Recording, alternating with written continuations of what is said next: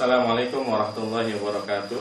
Assalamualaikum warahmatullahi wabarakatuh. Alhamdulillah wassalatu wassalamu ala rasulillah wa ba'du. Alhamdulillah, pada kesempatan kali ini insyaallah ta'ala kita akan membahas tentang i'rab ya. Jadi kalau sebelumnya kita telah membahas bahwasanya ditinjau dari kemampu perubahannya, ada kata yang berubah-ubah yang disebut dengan apa? Mu'rab. Ada kata yang tidak berubah-ubah, mabni. Nah, dalam bahasa Arab kita akan mengenal istilah i'rab ya. Jadi kalau mu'rab itu sesuatu yang i'rab itu namanya, mu'rab itu gelarnya. Kayak Islam itu agamanya, Muslim itu orangnya. Nah, i'rab ini adalah satu istilah yang menggambarkan 4 kondisi perubahan di dalam bahasa Arab. Tadi kan kita udah belajar bahwasanya kata ada yang nggak berubah-ubah, ada yang berubah-ubah. Nah, dalam bahasa Arab perubahan itu hanya ada 4 ya. Perubahan itu hanya ada 4 ya. Dan 4 perubahan ini didasari pada jumlah harokat ya. Kita tahu bahasa harokat di bahasa Arab ada berapa? Fathah, kasroh, dhammah, sukun. Makanya i'rab pun juga ada 4 ya, karena dasar perubahan kata adalah harokat ya, dhammah, fathah, kasroh dan sukun ya. Ini dasar perubahan kata, dhammah, fathah, kasroh dan sukun. Oleh karena itu dibuatlah pengelompokan oleh para ulama nahwu bahwasanya i'rab itu ada 4. Yang pertama dhammah, yang kedua fathah, yang kedua kasroh, yang ketiga sukun. Akan tetapi karena nggak semuanya berubahnya itu harokatnya, maka digunakan istilah lain supaya mewakili semuanya. Karena kalau kita katakan dhammah saja, nanti yang berubahnya karena huruf nggak bisa masuk loh. Makanya istilahnya bukan dhammah, tapi disebut dengan ar-raf'u, rafa. Kalau orang Indonesia bilangnya rafa ya, ar-raf'u. Yang kedua nasab. Jadi nasab ini diwakili oleh fathah, asalnya adalah fathah. Kemudian khafat atau jar, dia adalah kasroh. Kemudian jazm, asalnya adalah sukun. Jadi ini 4 kelompok i'rab. Yang pertama rafa ya, asalnya ya dhammah. Kalau nasab asalnya fathah. Kalau jar atau khafat asalnya kasroh. Jazm ya, asalnya adalah sukun ya. Ini harus kita pelajari dari awal ya. Jadi ada rafa, nasab, khafat dan jazm ya. Sampai sini ngerti nggak? Apa manfaat kita mempelajari ini? Untuk mengetahui perubahan akhir Menyusun kalimat. Ya, jadi pengelompokan perubahannya ada yang rafa, nasab, khafat dan jazm. Jadi kalau dasar pemikirannya adalah kenapa ada 4? Jadi kenapa i'rab ada 4? Karena harokat ada 4. Ada dhammah, wawu, ada dhammah, fathah, kasroh dan sukun. Tapi karena nggak semua kata berubah harokatnya, dibuatlah istilah baru ya, sehingga yang berubahnya karena huruf pun bisa masuk. Makanya kita bilangnya i'rab itu ada 4. Pertama dhammah, kedua fathah, kedua kasroh, keempat sukun. Enggak, tapi ada istilah lain yang digunakan untuk menggantikan istilah dhammah ya. Rafa, nasab, khafat dan jazm. Dimana memang asalnya rafa itu dhammah, nasab itu fathah, jar itu kasroh, jazm itu sukun. Seperti kita ketika mempelajari huruf jar ya, yaitu huruf yang kalau ada isim yang didahului oleh huruf tersebut maka harus kasroh. Tapi kan nggak semuanya berubah kasrohnya. Contohnya kalau kita mau mengatakan dari kaum muslimin untuk kaum muslimin, minal muslimina ilal muslimina ya, ini kan nggak kasroh, fathah, nah kan. Tapi yang berubah apanya? Hurufnya ya, bukan yang waw seperti itu ya. Jadi ini dasar pemikirannya kenapa i'rab memiliki istilah-istilah rafa, nasab, khafat dan jazm ya. Contoh rafa apa? Nanti kalau kita belajar nahwu ya, kita akan mempelajari kaidah bahwa semua pelaku itu harus rafa. Semua pelaku harus rafa.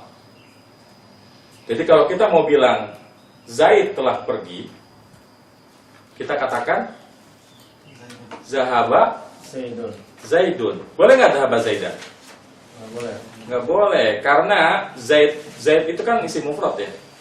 Dan isim mufrad termasuk yang mu'rabnya dengan harokat. Karena dia sebagai pelaku maka dia harus rofa, dan tanda rofa untuk isim mufrad adalah dhamma. Dhahaba Zaidun. Kalau kita mau bilang dua orang muslim telah pergi,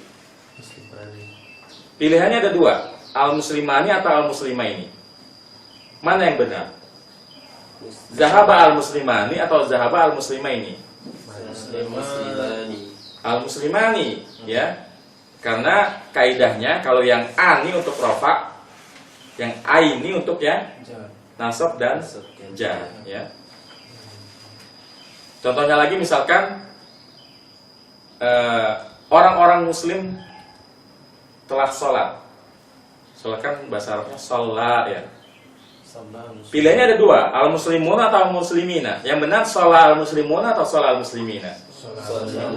Sholat al-muslimuna, ya. Boleh nggak sholat al-muslimina? Nggak boleh, karena kaidahnya harus rofa. Karena jamak mudzakkar salim itu rofanya dengan huruf, dan kaidah mengatakan yang rofa itu yang una. Adapun yang ina untuk nasab dan jar, seperti itu. Nah, satu hal yang harus menjadi catatan tambahan, dari keempat i'rab ini ada satu yang khusus isim dan satu yang khusus fi'il. Mana yang khusus isim? Jar. Jar ini khusus isim. Artinya fi'il nggak mungkin jar. Fi'il itu nggak mungkin jar. Ya. Begitupun dengan jazm. Jazm ini jadi khusus fi'il. Isim nggak mungkin jazm. Ya, kita nggak akan pernah menemukan isim yang sukun. Sukun dari asalnya ya. Bukannya kalau kita wakaf, kalau wakaf memang sukun. Kayak misalkan kita bilang ana minal madrasah, itu kan karena kita wakaf aja. Kalau kita mau sebutin kutub, ana minal madrasati, ya kan? Ya. Jadi catatan bahwa kalau rafa dan nasab bisa masuk keduanya, fi'il oke, isim oke. Tapi kalau jar ini khusus isim, artinya fi'il nggak mungkin kasrah. Coba deh diinget-inget lagi kalau baca Quran. Pernah kan nemuin fi'il yang harokatnya kasrah? Nggak ada, nggak mungkin. Begitupun dengan jazam. Jazam ini khusus untuk fi'il. Isim nggak mungkin sukun. Kita nggak akan pernah menemukan isim yang sukun kecuali yang isim yang mabni. Kalau isim yang mabni pasti sukun. Contohnya man ya. Man itu kan isim istifham ya. Itu sukun, tapi itu sukunnya karena dia mabni bukan mu'rab, seperti itu. Jelas ya? Fi'il yang dibaca jar ada ya? Lam yakunil itu. Nah, ada ya?